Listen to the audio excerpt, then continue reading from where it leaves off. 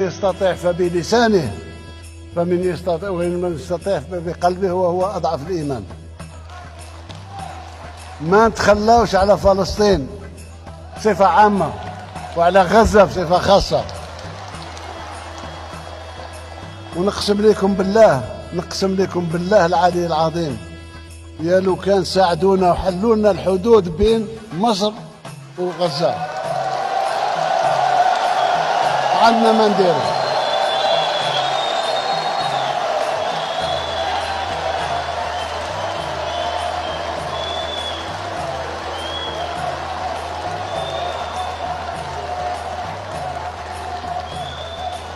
عندنا ما نديرو، وراني توعدت والجيش راه جاهز، مجرد ما يحلوا لنا الحدود